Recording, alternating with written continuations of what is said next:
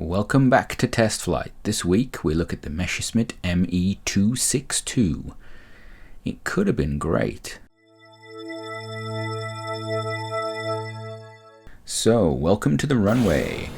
On it we have the KE-262 by Ishan 104. So this is his sort of take on, I believe, the Messerschmitt Me-262.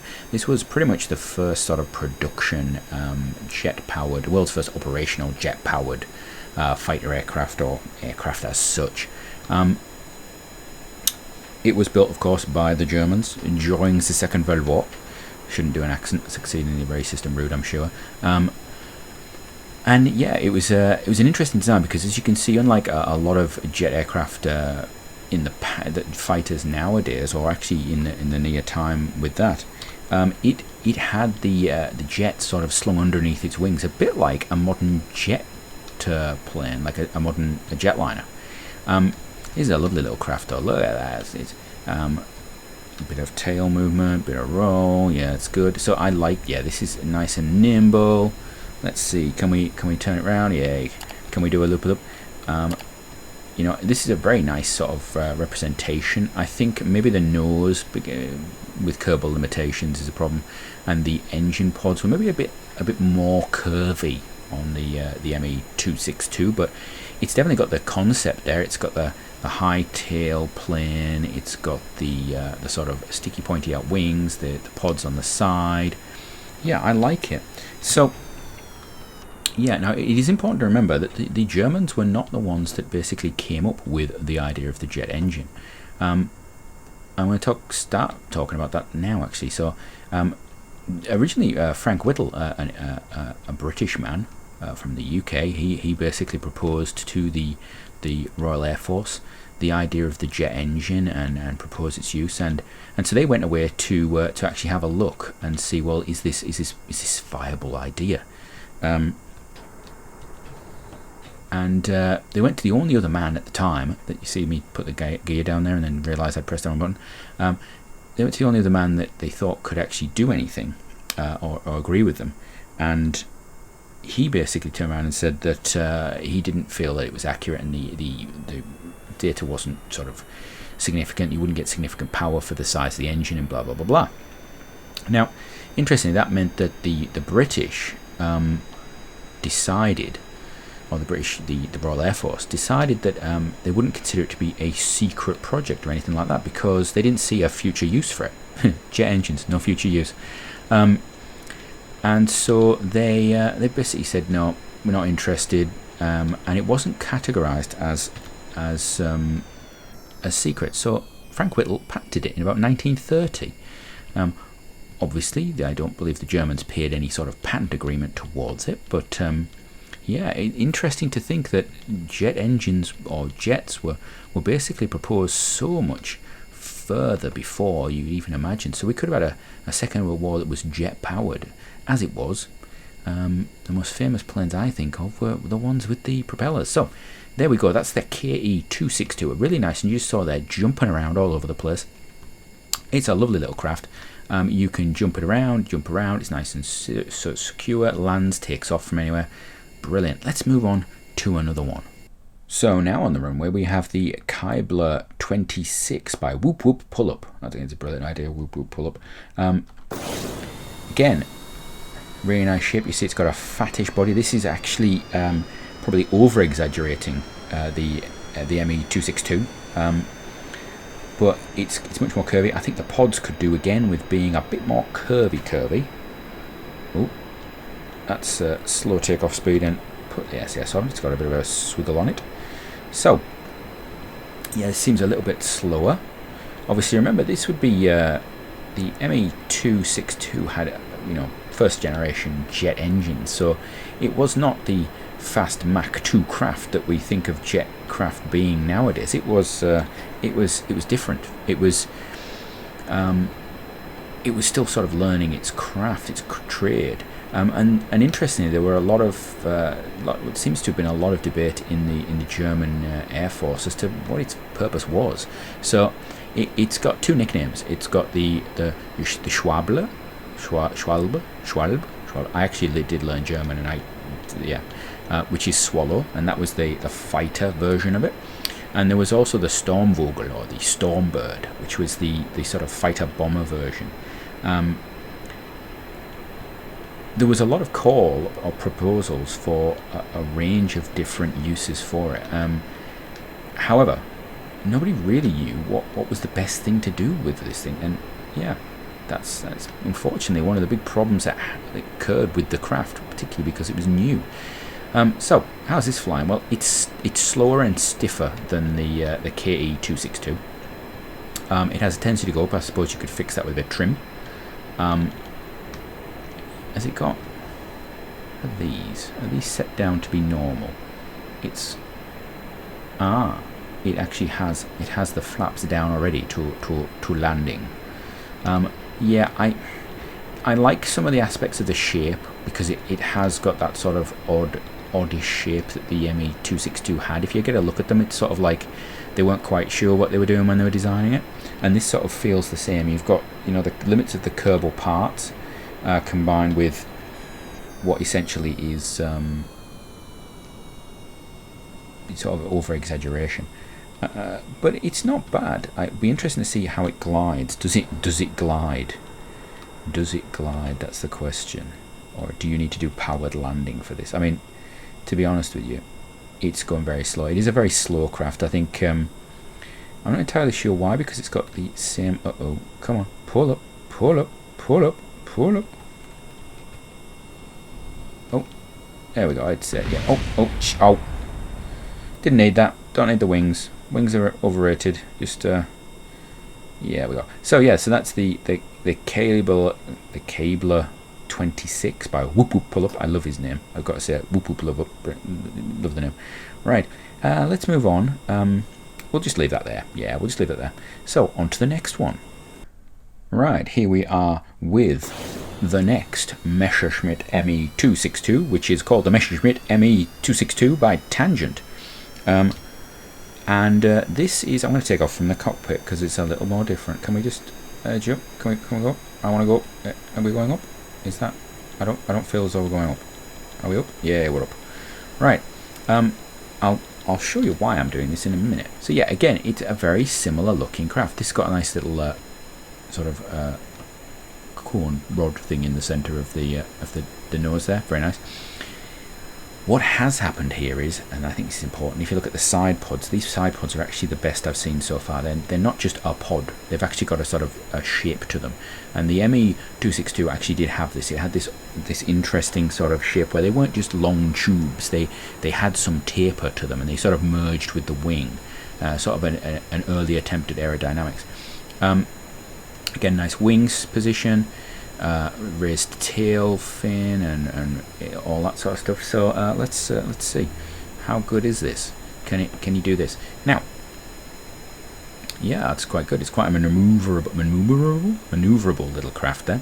I'm gonna do some spinning, turning. There we go. You'll notice it's got a NASA logo. I'm not entirely sure why it has. I'm guessing he designed it with a NASA logo. I'm hoping he didn't. I've not just got NASA set up as my logo, because that just looks weird. I didn't know the Germans actually did that. Anyway, better than the logo that it had during the Second World War, I suppose. You can disagree with me if you want, but we'll live with that.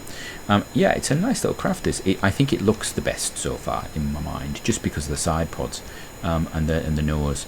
But I still think the first one, the KE-262, was probably the best flyer. So the ME-262 during the Second World War actually claimed about 540 or 542 Allied craft were shot down by it. There were actually higher claims as well. However, it could have been a lot higher. It was a very quick craft. It was, you know, it had technology that really did sort of, it made it stand out.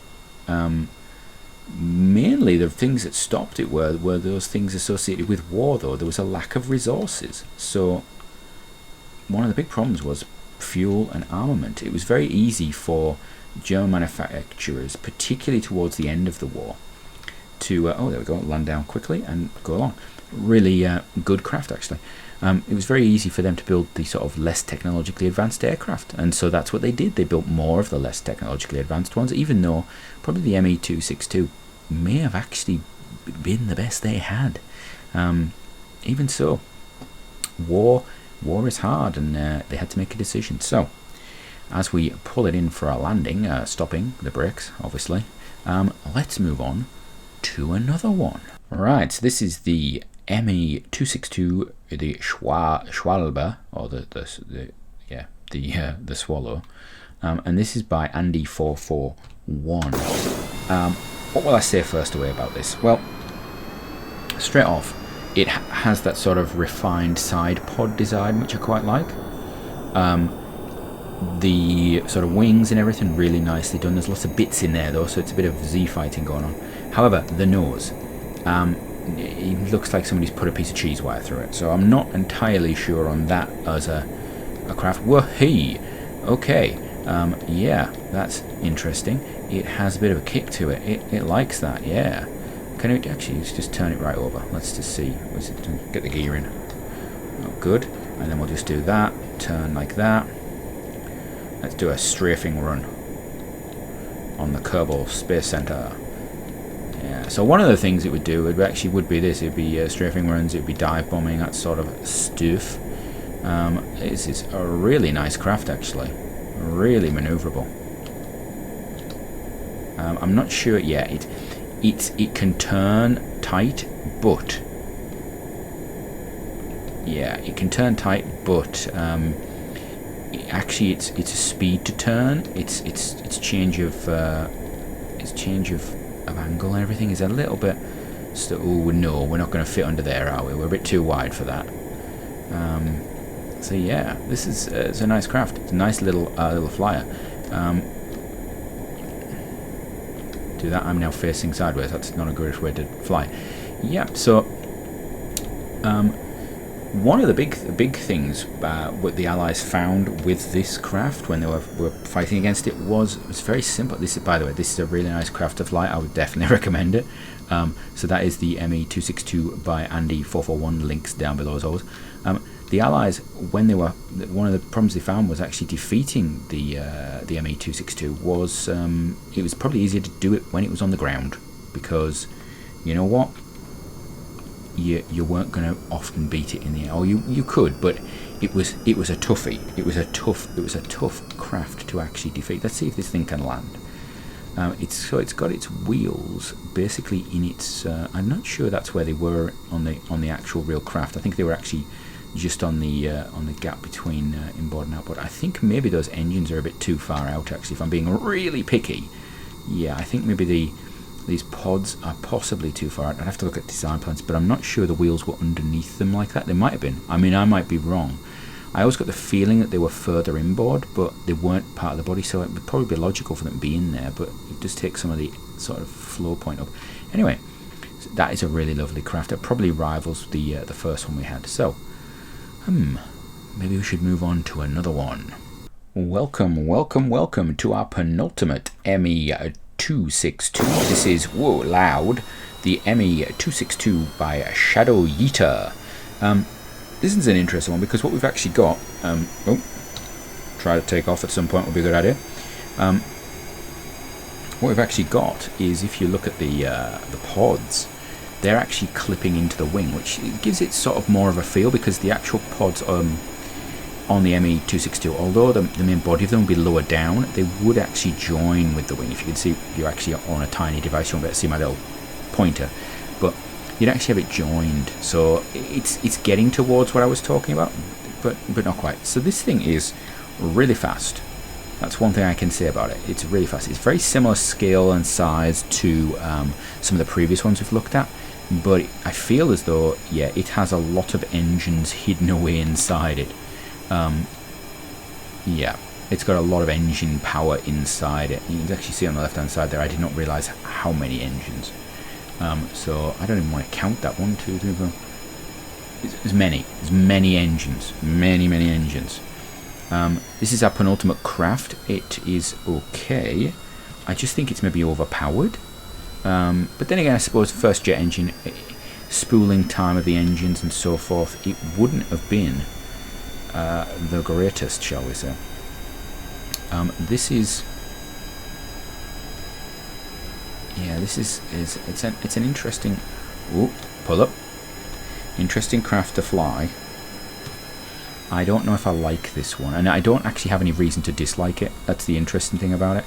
I actually just feel it's probably got too much. The stuffing all those engines in feels as though it's just sort of brute forced it, and as though they were trying to, right, there's a set speed I want to get to, and that's it. And I get that, but Kerbin, you know, Kerbin's a 10th the scale in reality, or a 24th the scale. I can never remember which way around it is. Anyway, let's try it landing with all those engines. It might be, it might have a bit of a spool up, and there we go. Oh, it's a bumper. That was probably me, not the craft. That's still me in the craft, not the craft. And that's the craft. That's the craft. That's the craft. That's the craft. That's the craft. That is the craft. Oh, spin stopping there. So, put the brakes on because we're going backwards. Yeah. Oh, well, now that's interesting. Right, welcome to our final plane of the day. This is the Me-262 by LunarEnterprises. Like all the others, the link will be down below. Download them, have a go, see what you think. This one is very much the sort of classic Kerbal design. You can see it's got semi-swept wing, control surface at the back. It's got the features of the Me-262. It's not overdone. Pods aren't overly engineered. It's nice and basic. 2 engines, not overkilling it. Takes off easily enough. Wonderful. Yeah, nice, simple, easy balanced craft. Let's see how nimble it is. Let's take the gear in. Oh dear, that's going to go wrong.